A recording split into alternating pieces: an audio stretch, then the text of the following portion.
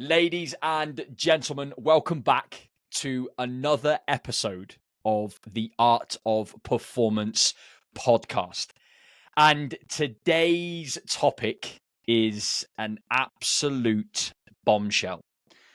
Are coaches, or have coaches, lost their jobs? Now, we're going to go into a little bit more detail. Both Akos and I, we appreciate... I've been away for a couple of weeks. Akos has been busy for a few weeks, so we are just getting back into episode 48. However, rest assured, normal podcasting has resumed. Normal podcasting has resumed.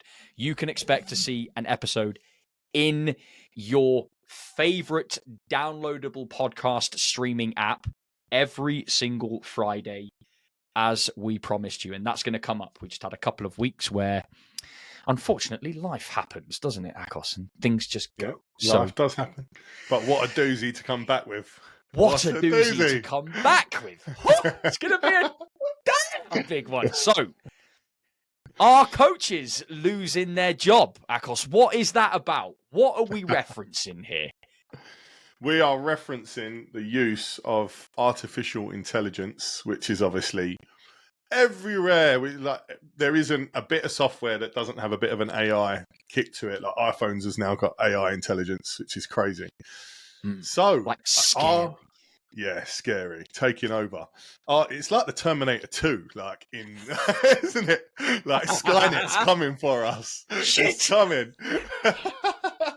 We're all gonna die. We're finished. It's robots everywhere. But yeah, so it is. Our coaches losing their job because of AI software replacing us as coaches, as online coaches, as PTs. Is AI the new way to get to your results? That is the question.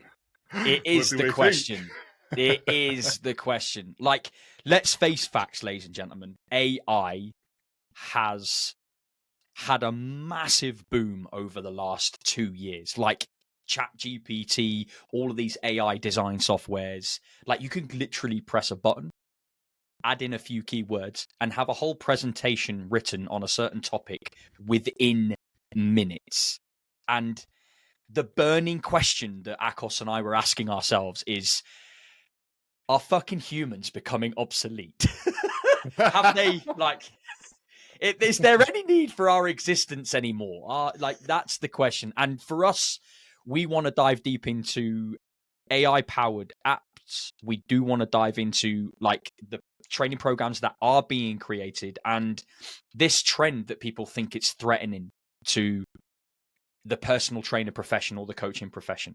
Because I think Akos and I are going to come at this from a very, very traditional setting or a traditional sense here. We've been in the coaching industry collectively for fucking hell, nearly 40 years. Jesus Christ almighty. Indeed. But what we do want to come to the conclusion with is give you guys and girls that are listening to this an understanding about where we sit, like what side of the fence we sit on, how digital training and AI-powered training might be a capability, might not be a capability. Can it help? Can it not? And what difference does that make when we talk about human coaching? Because, I don't know, in my eyes, it's a big boom, but I don't know. Let's start with the first question, though, which I think is a great one to start with. What is driving the rise of AI in the fitness industry? Like, is it cost efficiency? Is it laziness? Is it convenience? Or are people just fucking shit at their job that they're just great at marketing? I don't actually know. What's driving the rise in AI? I really don't know. What do you think? Mate, I think the first thing is, like when you talk about our coaches losing their jobs, some of them are.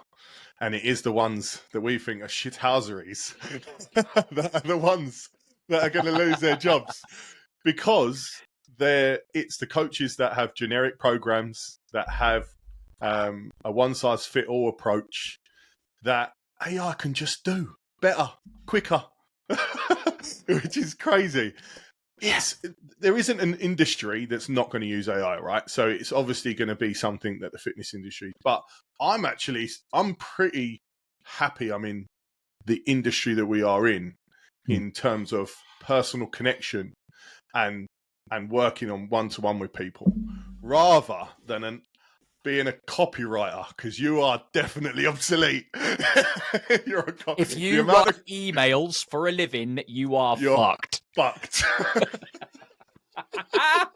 Oh, no. By the way, please do not take any offense if you are a copywriter or somebody who writes emails. But rest assured, AI could probably do a pretty decent job. It really, really could. I get it. I feel sorry for him, because I must get at least 5 to 10 a day messaging me like, do you need a copywriter? Like, nah. I'm good. Thanks, mate. I've got a subscription to ChatGPT, which could probably do it for me. So we're all good. And absolutely. we'll come on to that later.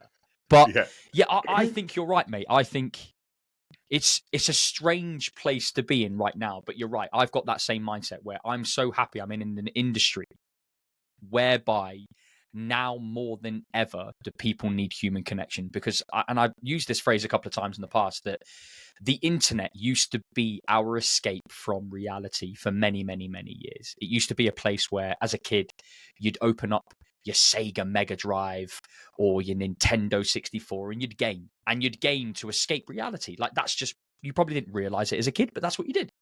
Same with movies, right? But now reality is becoming more and more of an escape from the internet. And I feel like there's been a big shift over the past couple of years that people are searching for human connection. They're searching for reality. They're searching for what real feels like. They're searching for somebody that can actually give them some empathy, some connection, some human touch, as it were. And that's not just in our industry. That's across a number of different industries, right? But I am convinced that there are a large population of people, and we're just talking specifically about the health and fitness industry, but I am convinced that there are a large population of people that are pressing a button to generate certain workout schedules, which we know a lot of big fitness professionals and fitness influencers are doing. And they're not professionals, they're just fitness influencers. Mm-hmm. A lot of influencers are doing AI-specific workouts, which, if we look at it from a bit of a bird's eye view, is great for Joe Blogs, the average generalist who's just showed up, doesn't really know where to start, has signed up to Influencer Smith's program, and Influencer Smith's program all of a sudden just generates 3 basic sessions per week. Like, understand, you're probably going to pay what is, in effect, the cost of value for that service. Is probably not going to be any more than 30 quid per month at best. Exactly. Like, if you're paying anything more than that for an app that is generating workouts for you en masse, be under no illusion, if you're paying any more than that, you're getting fleeced, in my opinion. So there's probably a little bit of a red flag there, isn't there? That if you are paying more, then be understanding that you shouldn't be paying much more than that. Certainly not in my opinion anyway. What's your thoughts on that? It's really interesting because obviously we've got AI used by, so an AI app that generates workouts, or you've got coaches like the fitness influencers, let's say, that are just using AI to generate it, and they're not really telling you that they're doing that. So they're using AI to just generate. But you can work it out, right? Because if you've got a guy that's got 800,000 followers and 100,000 of those are paying 20 quid to a subscription to his app, and we could probably list about 20 of those. What's the quality? How could that person at all deliver any personal approach to 1,000 or 2,000 or 10 or thousands of people, even 300, even 300, even 200? Like 200 people to manage on a one-to-one basis or like to give them to some bespokeness to their training, to their lifestyle, is impossible. Okay. So they're using AI already, but it's your fault because you're paying 20 quid and he looks awesome and she looks fantastic. And you think that they're actually writing your programs. They've been using AI before you knew what AI was. True. Very, very true. I actually like the point that you've just made as well about like the capital maximum of what a coach can kind of operate at. Because I agree with you there in that I'm pretty much at maximum capacity, fluctuating around that 45 to 55 client athlete mark on a one-to-one basis. But understand on a one-to-one basis, I am your coach. You get me. And you also get access to my team. But my team are plug-in coaches, a physio, a performance nutritionist, a psychologist and resilience coach, a bit of extra support wherever we may need it from some success coaches that are just doing, a bit of how things here, how are things there. This might be something worth considering. But from a coach, you are getting me doing all of your training prescriptions, everything from an intervention perspective, from nutrition, mindset, strength, training, movement, capacity, whatever those things might be. And that is like, even then, sometimes when I've hit 55, if I've got 55 clients and I've been sort of in and around that sort of marker, which I'm kind of close to now at the moment, I am overwhelmed sometimes with the amount of time and effort and energy that you need to give those people. And I think that that's what somebody needs to be probably cautious of, is that if you're going to work with a coach, and we don't want to make it about what being a coach, what working with a PT should be like, because that's going to be an episode in its own right where we talk about what to look out for when it comes to working with a great coach. So I think that's a great episode to discuss. But on the basic premise that if a coach is saying to you they are currently working with hundreds and hundreds of people, you kind of need to sit back and go, how much of my time, how much of me are you going to actually put into me? How much of your time am I going to get from you? Because for, like you said, a couple of hundred people, that's a challenge, mate. That's impossible. Put it into context. I've got a girl that I coach now who had a coach before me, and her previous coach, without calling, I'm never going to call people out, that's not our job here, but her previous coach had 130 people in her group. So well done her. The lady I coach, didn't get an update at all, not even a change this, do that, to her program for 7 months. She was on the same program for 7 months without a weekly change, a monthly change, anything. So you can understand that when you get over this barrier, you just can't deliver quality. You just can't. And the number that you're at is where I'm sitting at, exactly the same, where that's the sweet spot where we can still deliver the high quality coaching that we want. Unfortunately, not all coaches want to deliver high quality, and they're happy with a high turnover, but though the people that sign up need to understand what they're getting. They're not getting the personal connection. They're not getting that adaptability of the program over time to their needs. They're not having someone there in their corner fighting with their battles with them. Do you know what I mean? Giving them the extra support. If you just want a program, fine, use a bit of AI. If you just want a program, but what's the difference between watching a YouTube video? What's the difference between Googling a program, 3-day program? So yeah, that's where that's not what we're working with. We're working with that small knit of people that we really are fully invested in and we want to see succeed. And we generally feel shit when they're not, and 100% agree. 100%. And I think that's where that's probably where AI has maybe had its rise over the past couple of years, in that there are professionals in this industry, and I'm going to use quotations here as professionals. There are influencers and people that are in the fitness space as coaches that have wanted a more convenient way of doing their programming, but programming is the bread and butter of what we do as coaches.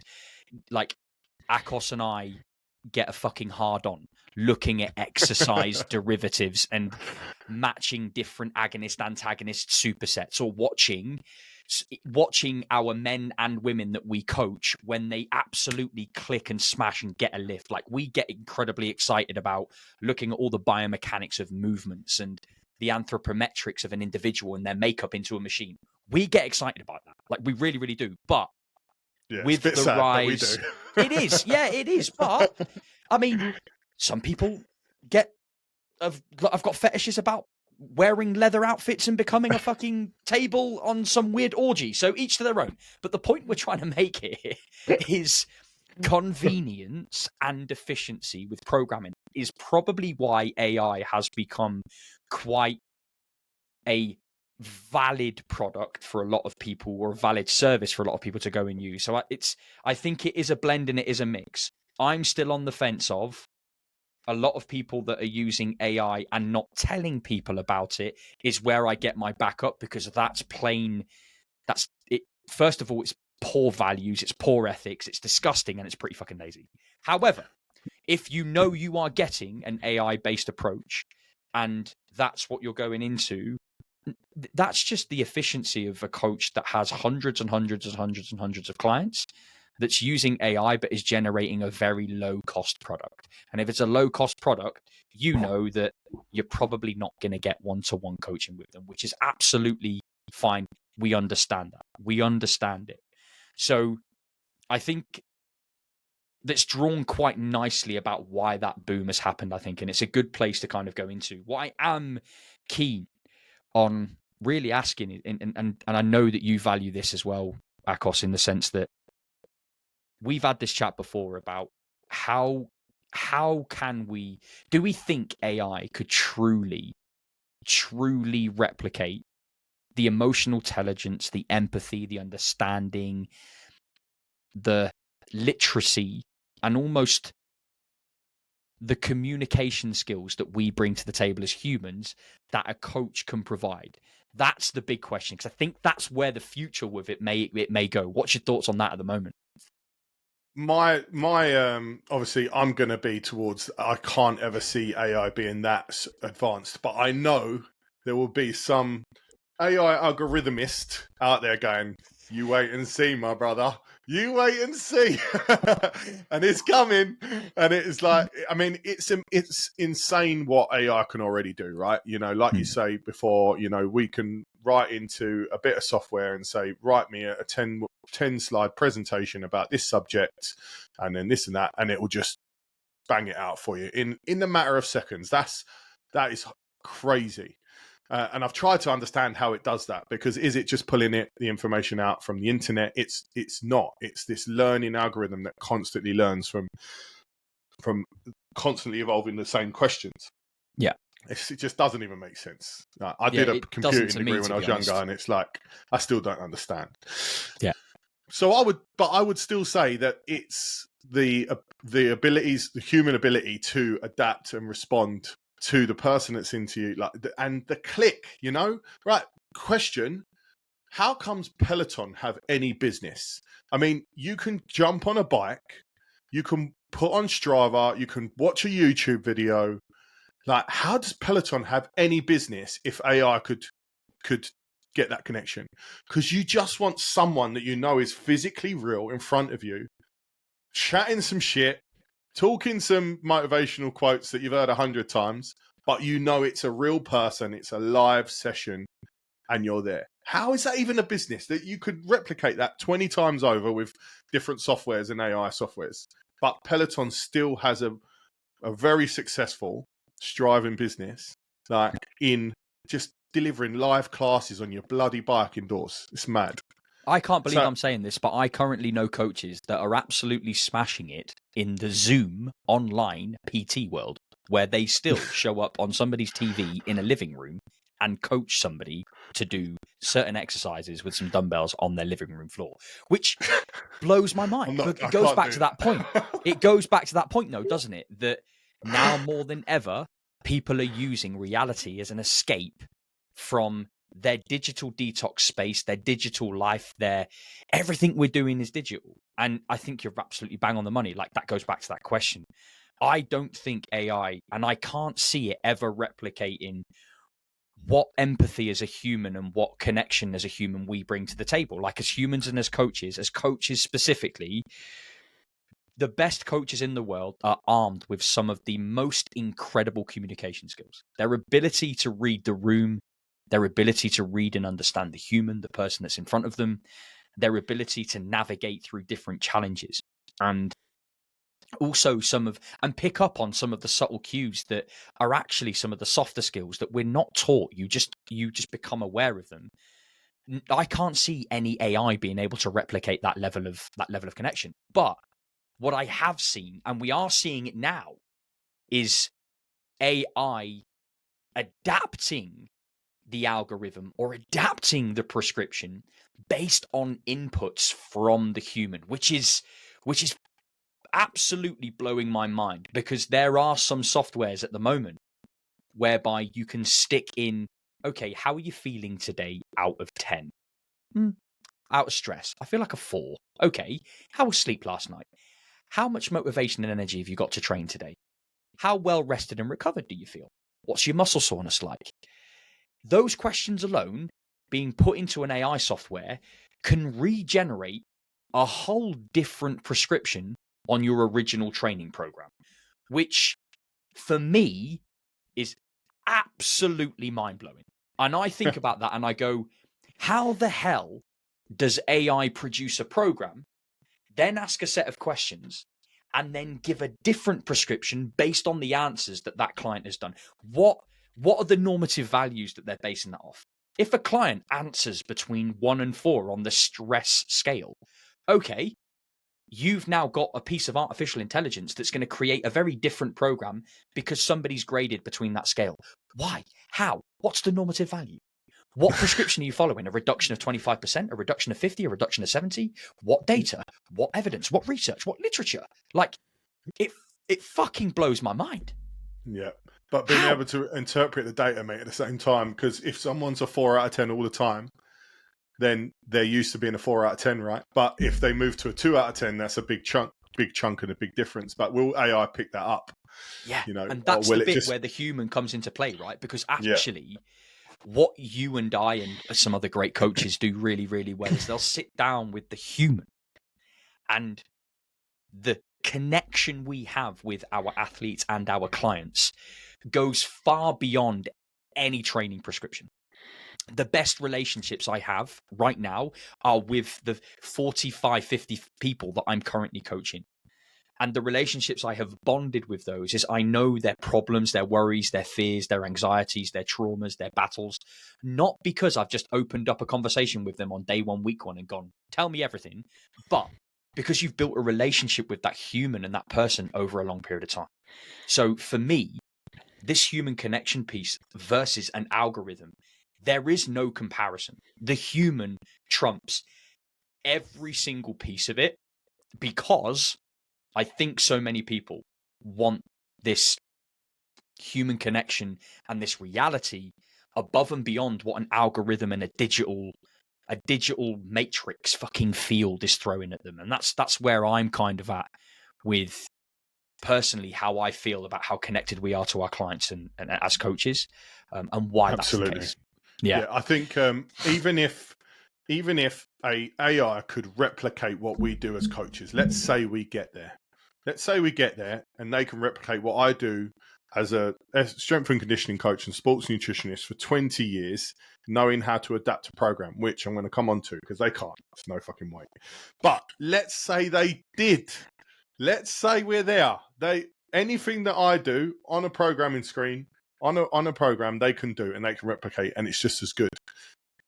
What gets the best results with my clients is when we sit down and just have a fucking chat. Who's having a chat with an AI? I mean, if it gets to the point where you don't even know you're speaking to AI, right? That's the question, right? If you've got this avatar in front of you that you don't even know is an AI. Because, I mean, there's obviously AI Instagram pages that you don't even know they're not real people yet, and stuff like that. So, because as soon as I know that's not a real person in front of me, I'm not listening to a word they fucking say. That's the worrying bit for me, because you're seeing, like, you've just mentioned the fake Instagram, not fake it, but they're real Instagram accounts. Yeah, However, they're real Instagram accounts, it's but they're not real AI people. person that's an AI influencer that's getting AI brand deals. How has this? You could literally have some strange man in Middle Eastern Asia who has created this Instagram account, made this bot, make her look like a real person, and this now fake AI thing is getting brand deals with people like Gymshark. How the fuck is that even possible? Like, so it's happening. It's happening, and that is definitely something worthwhile considering, and probably looking at as some of the cons with AI is clearly not. There's going to be some unexpected challenges that come with that, but that brings us on nicely to that pros and cons piece here. Absolutely brings us on nicely to the pros and cons piece, because for me, the cons of AI in coaching, to some degree, almost weigh out and almost can kind of balance out the pros as well. Like, that's my own general feeling. What's I'm keen to hear the world according to Akos here. What are you at? The cons of AI. There's too many to. I think it's just a misuse, isn't it? Like the misuse from other coaches using AI. I just like that's my big one with AI at the moment is people that they haven't spent the time to get the skill set and experience to learn the coaching. And I've got coaches that I coach that ask me so many questions about how I coach, why I periodize. That's how you learn. Okay. And it's that this is what we do. And there's other coaches that I know, I know them, that are literally just leveraging AI to do it all. And like, it's just, that's what I can't get on board with AI. The cons to, I don't know. What do you think the cons are? Like, what are your main ones? I think, first of all, one of the big cons I think we've just alluded to is that lack of emotional understanding and empathy with how things are done. I think that's probably one of the biggest ones. And the reason that's a big one is because and this kind of links into the second one, without that empathy and understanding, there is zero scope to kind of hold yourself accountable to what you're doing. And I believe that. Like, if I'm following some random AI program that I don't know, I've downloaded somewhere, for example, and I haven't done this, but hypothetically speaking here, if I do that, the likelihood of me following that is pretty fucking slim. Why?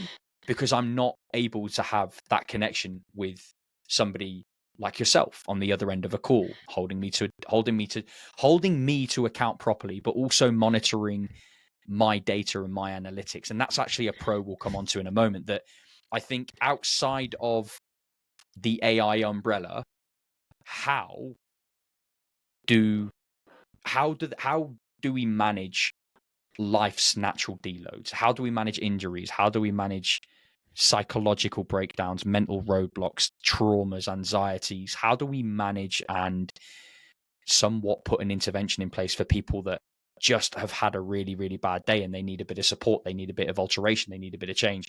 Because I feel like that is where a lot of things might come into account here. But that being said, I think there are some pros to AI. And you and I said this before we started this podcast recording, in that we have absolutely no qualms in saying that we both use artificial intelligence and AI. Absolutely. We have no qualms in saying that. However, here's where it differs.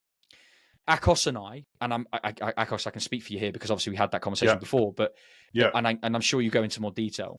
From our side, from a pro perspective, I can input a metric fuck ton of data into AI and ask it to interpret that data and give me some feedback on that statistical analysis that you've just done. Talk to me about some of the trends that you've just seen with some of these numbers. An example of this could be, I've just had an athlete complete a combined performance assessment. They've just done a 2-week testing battery of different physical qualities that I deem necessary for them to go and test. They've scored X amount of data. Now, from an efficiency standpoint, I absolutely could get myself into ResearchNet or ResearchGate or whatever it is that I go and look for all my literature reviews and evidence-based peer-reviewed journals and papers. I could absolutely go through and research and recite all of the information about normative values for a healthy, strong male individual of the age of 25 to 35 and what a good score would be with some normative data value on a back squat. I could absolutely do that. Absolutely do that. The time investment that would take for me to go and research that paper, actually break down those papers and filter them through papers that are actually worth their weight in gold and are probably RCTs, randomized control trials, over a whole large population of hundreds of thousands of people, is going to take a lot of time. It's going to take a lot of time. Now, where AI comes in really handy is I can take the normative data from a combined performance assessment with one of my male or female athletes and go, based on the data I'm about to provide for you, could you please let me know on all of the research, the randomized control trials, the peer-reviewed journals, the evidence-based literature that is available to us in this present moment in time, where does this athlete stand on the scale of performance and health over these metrics and these markers? That's where AI, in my opinion, is incredibly valued, because as a coach, it means that I can spend time coaching. It means I can spend time focusing in on what my client and my athlete needs. Let's say we get some research back and we're like, right, based on the grip strength dynamometer test that you've done with your athlete, this female, aged between 35 and 39, scored 23 kilos. Based on normative data, this is under what we would consider a healthy range for this female. Great. You've just given me something that I can now interpret. I'll probably dive a little bit deeper at this stage and go, right, now with my female athlete, we need to find a way and understand why, first of all, grip strength, as an example, is something that we need to be concerned about. I now need to assess it further. I need to do a little bit more of a deep dive, and I probably need to find an intervention that's going to help with grip strength, whether that is utilizing heavy carries, utilizing hangs, continuing with trap bar deadlifts, normal deadlifts, squat derivative, whatever, pulling derivatives, etc., to build grip strength. But you're not using AI to do any of the coaching. You're just asking it to analyze the data, and you're still taking that data and that overall saying, okay, based on these numbers, you're looking at this number being slightly lower, but you're now still looking at that data to go, right, what's my intervention here? What am I going to do? It just makes our job a little bit more efficient so we can deliver a higher quality of coaching. So why would we not use it? If you're out there thinking, oh my God, you're using AI, how dare you? It's so we can deliver better quality to our clients with the actual coaching that we want to do. We're using it to analyze data. And an example that I'll use is a client who wants to drop body weight. Okay, so we need to drop, they want to, go from 95 kg to 80 kg. And I can just go into ChatGPT and say, right, my guy's starting at 95 kg. We want to lose 1%, between 0.8 to 1% of their body weight per week. I want you to structure a refeed every 4 weeks or a diet break every 6 weeks. That's going to be a 1 week maintenance thing, blah, blah, blah. Give me the projection of when they're going to hit their target, how many weeks, account for 2 weeks at the beginning, 2 weeks at the end for slight non-adherence or less adherence. And it can give me a timeline. Bam. I've got my timeline, and now I can use that as a base level to work towards their goals. They're not coaching it. That's not coaching. That's just me getting the data really quickly so I can go into the coaching quicker.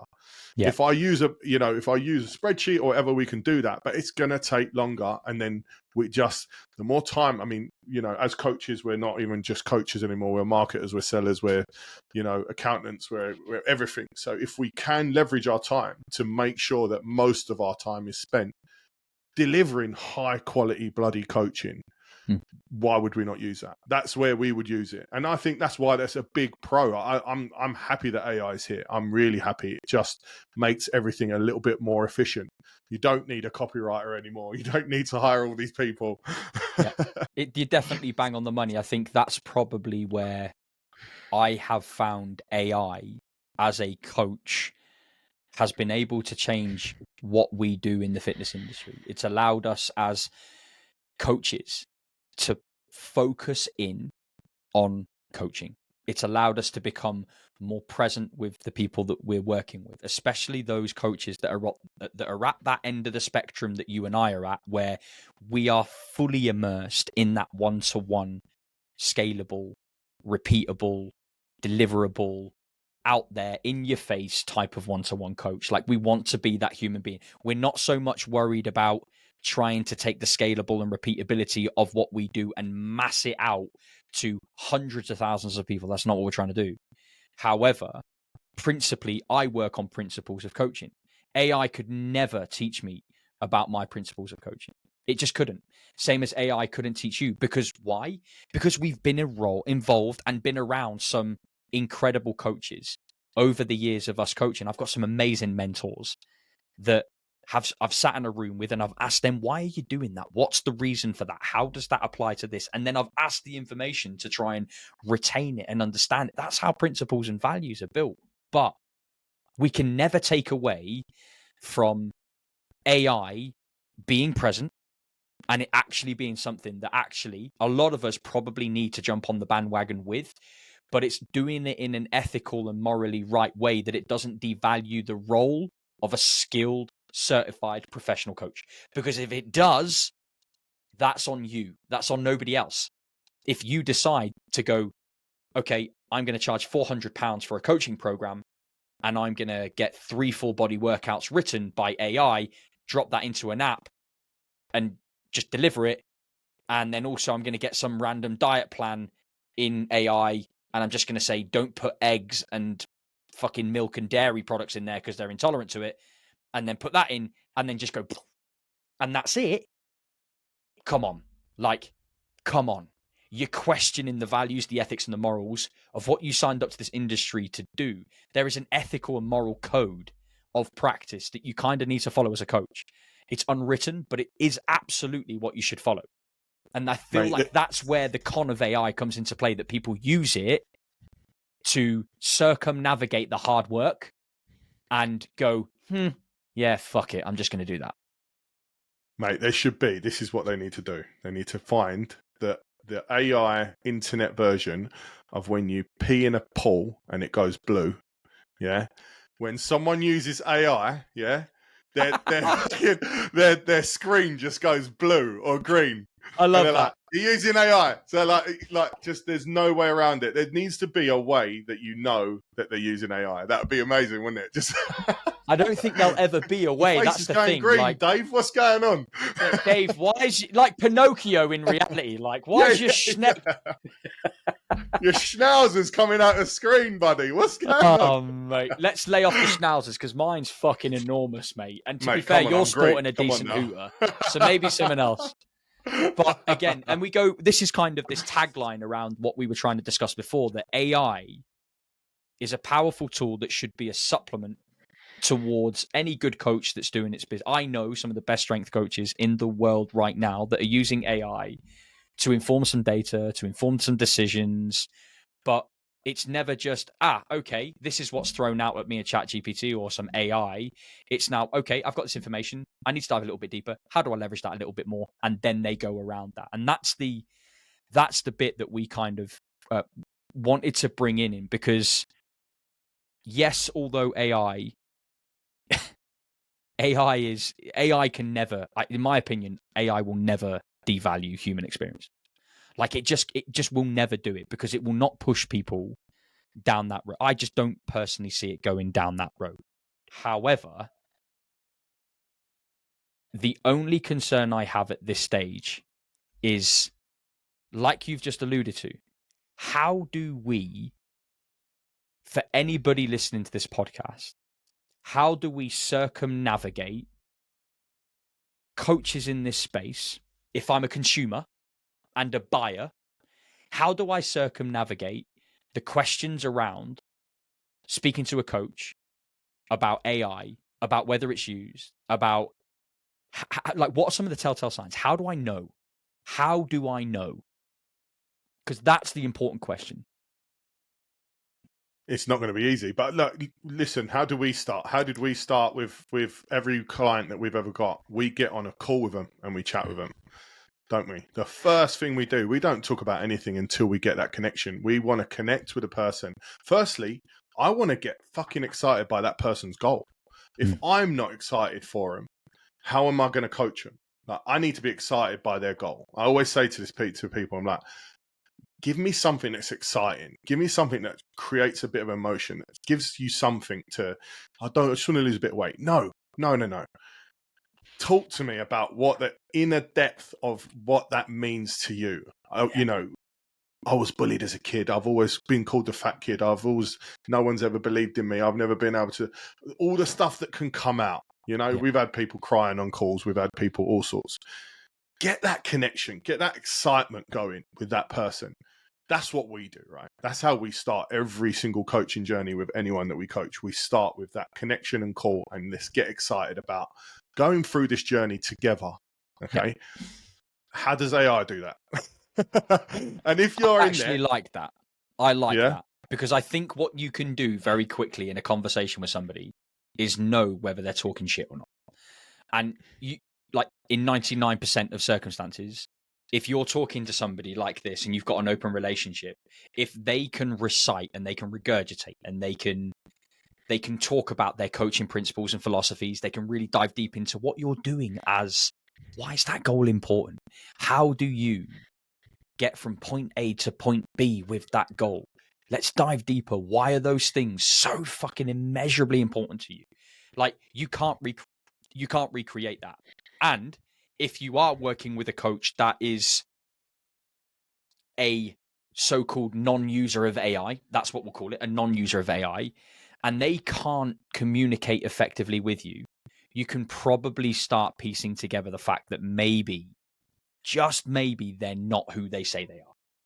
And they then leads me into that next question of, is if I'm a consumer, how do I know if something that's been put in front of me, that's been written by somebody, is legitimately them? Well, like you've just said, if somebody can't talk about what they're doing, why they're doing it, and why, I've got this rule, 5 whys. I love 5 whys. This is one of my favorite things I ever learned from one of my mentors, Darren Roberts.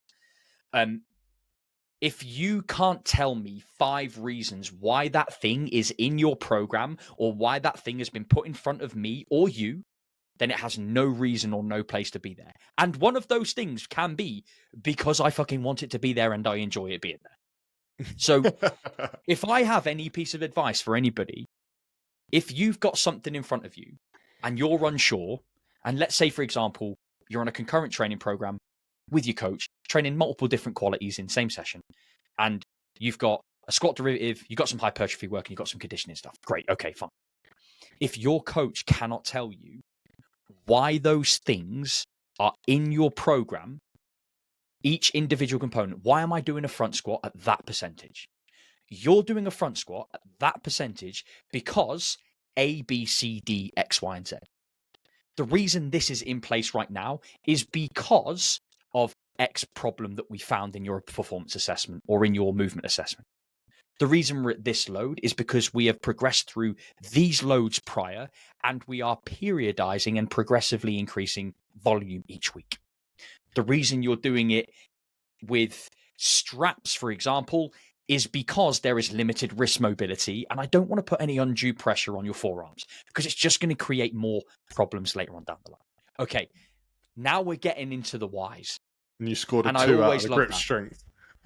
Yeah. Grip strength shit, so get some and straps on, mate. Shit, so it needs some straps, right? But it does go back to it. And I found that I think that's also been quite, and again, for any coaches listening to this, that's also been a quite predicator of why I'm putting something in a program.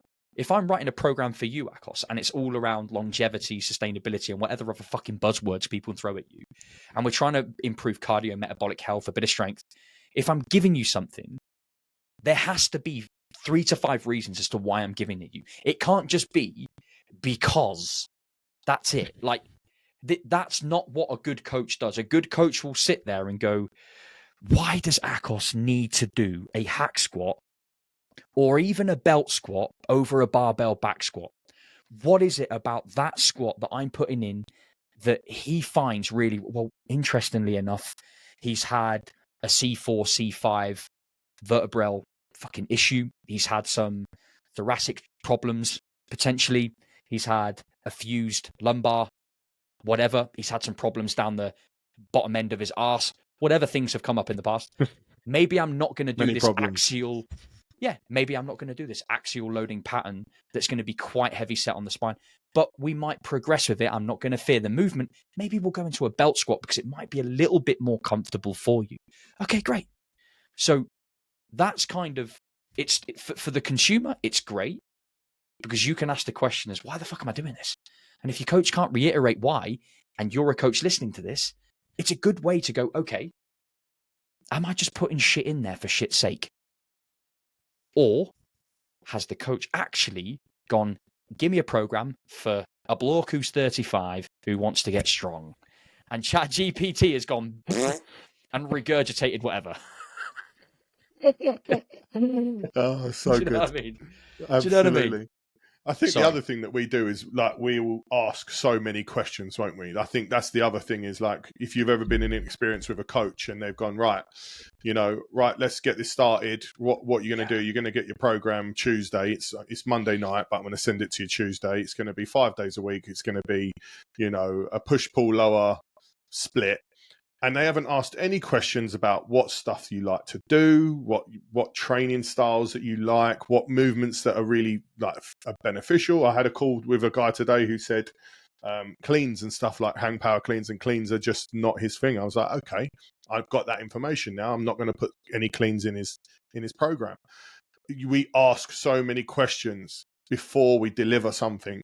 We do a performance assessment. We both deliver a performance assessment before we deliver something to just really understand the individual that we have in front of us before we go, right, let's go, let's start programming. Yeah. And once we start programming, it's the years of experience and the years of knowledge that we have that allows us to program. It's not any periodization book that I've got here. You can probably read periodization in the background. That book doesn't teach you how to periodize. No. Like, funny, and my I've got the same book on there.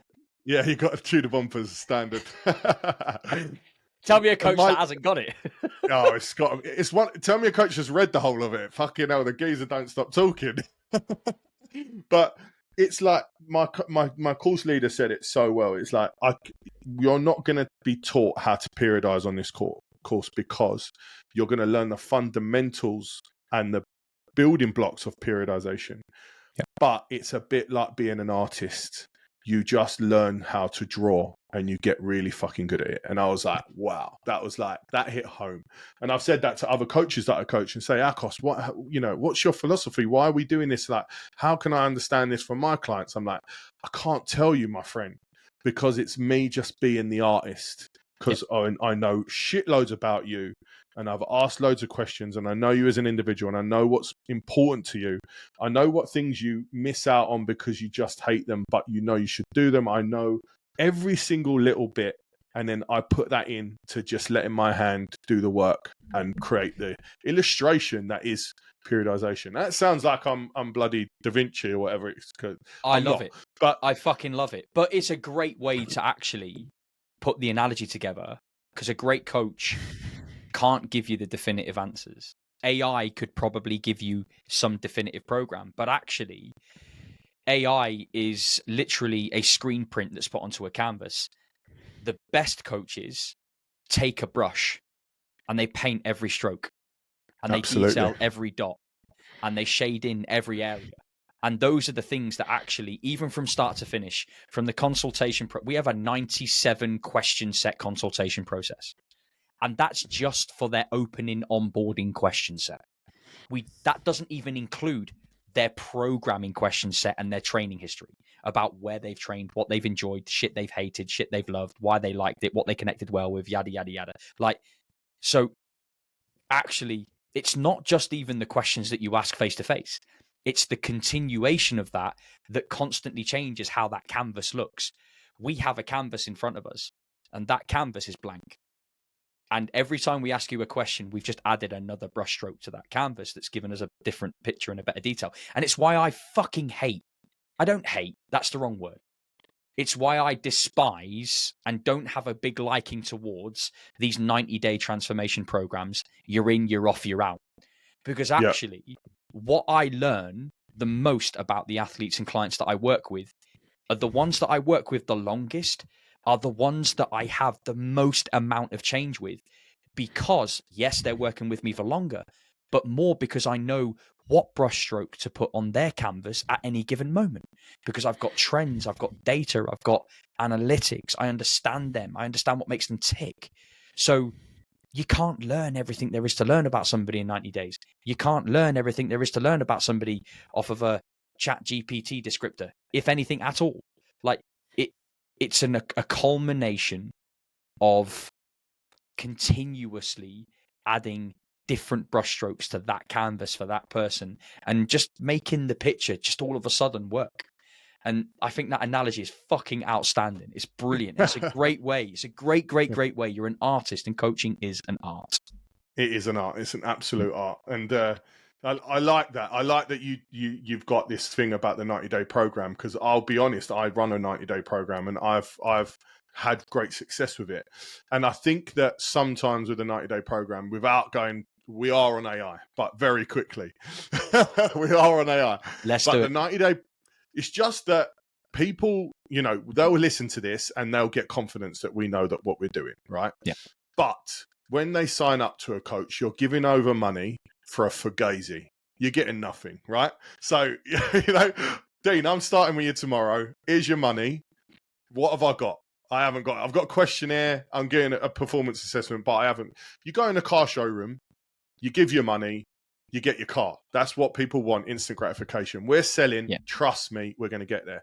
What a 90-day program is just come and try it. Come and try it and see if you like it. Before you buy the Mercedes, I'll let you rent it for a bit, for really cheap. Come and see what you like. If you like it, you can buy the Mercedes. It's just an easier entry. That's what I use it for. But I absolutely love, you can't, to be fair, out of the 90-day programs, I feel like I've connected really well with the people, because we do 2 calls a week. So we get 2 hours of their time every week over the 90 days. So we get we get to know them and we get to really connect with them. But it's much harder. One-to-one, from that first discovery call, from that first kickoff, you're like, yeah, I'm excited for this. I'm like, this dude's going to kill it and I'm going to make sure he gets there. And they don't want to let you down, and you definitely don't want to fail them. It's that initial and it's how many times have you heard from your clients? I know you've heard this. So, I was really struggling, but I didn't want to let you down, Dean. Yeah. It's like, you're not letting us down, you're letting yourselves down. But I love how that pushed you towards getting to that extra little bit, because you've got that connection with me and I'm putting effort in to get you a result. Mm-hmm. So you didn't want to let me down with a lackadaisical effort back. And we get that all the time. You must get that. I got that today, actually, 100%. Which is why it was in my head. I didn't want to let you down, Akos. And I'm like, I absolutely love that. But you're not letting me down. You're letting yourself down, I even get clients I've got clients that send me a selfie in the morning of them doing their session. And we call it the post-sweat selfie. And they have to send me a post-sweat selfie. Post-sweat selfie. Love it. Selfie. And it's brilliant. I've got loads of clients that do it, and I always started a hashtag there. You don't even know that, do you? Hashtag Swelfie. Hashtag Swelfie. Sweaty selfie. Sweaty there selfie. We go. We're in. Bob. Hashtag that shit. Trademark me. But I go back to it. You're right, because I think that comes back to the human connection piece, right? In that, me having somebody do a hashtag Swelfie I then automatically send them one back. I send them one back. I'm on their fucking shoulder. I'm like, that's fucking brilliant. And I think we can talk about what works. What's the best route to entry for programs when it comes to coaching? That's a different podcast we can chat about, because for sure. I hate the 90-day transformation programs that are get in, get off, get out, fuck off, you're done. Where you are seen the cookie as cutters. Yeah, exactly. You are seen as a transactional process, not as a transformational process. Your 90-day program is very much transformational. It's not transactional, because it leads into your one-to-one. So that's a whole different another podcast we can discuss. But you're bang on the money with that, in the sense that you are building trust, you are building buy-in. And actually, I think it's a really unique way of building a better human and a connection with that person before they go deep into your one-to-one, because it's almost like a filtering process about whether or not that person's right or not. And do you know what? That's when you know you're in a good coaching sphere, when you're able to do a little bit of that. We've got a low ticket offer as well. We don't advertise it as much. And that's simply because my time is very, very limited. And to put a group program on, it would take a lot of my time to be able to give commitment to those people. So we only have a one-to-one, and I'm only serious about working with certain people. So, it's that no holds barred conversation, isn't it, on where it all fits. But I think in closing, hopefully today has been a it's been a good episode for people to sit back and listen on our experiences with AI. But are there any parting comments that you kind of want to leave the viewers and listeners with? No, I think I just love the whole like reality thing. Just imagine there's someone listening to it 10 years on going, you were fucking wrong about that. Imagine they're listening to this podcast now, 10 years on now. Oh, dude, and they're if like, we have to come back, we're living Ready Player One. We come back in listening. 10 years' time and it's like, okay, we and were it's all wrong. fucked. We were fucking wrong. But as it stands now, that who knows where AI is going to go is probably the parting comments here. I think you and I are both in agreement in that it could, in our eyes right now, I can't see it leading to the devaluation of humans, the devaluation of the human connection with another person, the takeover of empathy, connection, human trust, and understanding and motivation and all those cool buzzwords that kind of come into human touch and human relationships. I don't personally think that it is going to take that away, but I do love the idea that AI is going to be an evolving process in this coaching industry, and it's only going to help us do our job a little bit better. We don't hate it.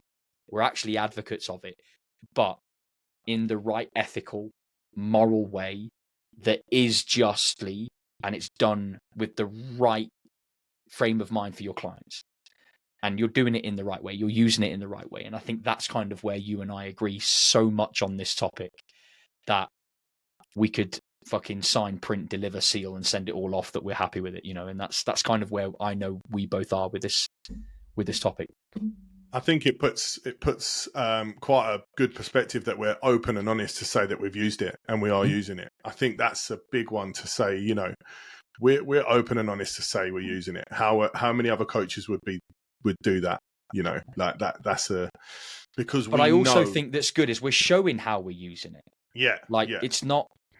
We're not hiding the fact that dude, you try and do a maximal aerobic speed breakdown of all of the meter per second numbers, and that I need to use. I've even still got a calculator on my fucking desk. For those of you watching this on YouTube, I am waving a calculator. It takes me about 4 fucking minutes to punch digits into this thing, when I could just go on AI and go, please just tell me what the meters per second was of this. And I could get it there. We're using it, but we're not going away from the ethics and morals of what coaching really stands for, are we? No way. And that's where it comes into play. Yeah. Team, listen, boom. Before you go, we just want to say thank you to everybody who has tuned in, downloaded, listened to, watched, or had some interaction with us on this podcast. Akos and I genuinely are doing this because a bit of a very quick backstory here. Akos and I are doing this because we wanted and were craving fucking human connection. We were missing the art of conversation. It's the whole point of the Art of Performance podcast, to talk to people, and we're going to bring other guests in about health, fitness, wellness, vitality, strength, movement, mindset, whatever those performance metrics are. But selfishly, because you and I just want to fucking sit here and chew the fat for a bit of time. And that is essentially, that's it. We want you to come along with that. We want you to come along with that. So if you're listening to this, please, please, please let us know. We genuinely want to build a relationship with people that are listening to this. If you're listening to it, share it, message us, just drop us a line and let us know you've listened to a podcast episode. Let us know it's shit. Whatever you want. Let us know it was the best thing since sliced bread, or whatever you need it to be. But the interactions that we have is what makes this podcast go round. So from Akos and I know I can speak for Akos here, thank you for downloading, listening, watching, whatever you're doing, whatever streaming platform you're on. Stay tuned. There's many more episodes to come in 2024. There's a lot more. And I tell you what, if we keep going the way that we're planning on going, 2025 is going to be a whole different pot of gravy. I can tell you that for sure. Boom. But in the meantime, Have a great day, evening, weekend, whatever it is that you're doing, wherever you are. And we'll catch you in the next episode on the Art of Performance podcast. Peace out, team. Peace.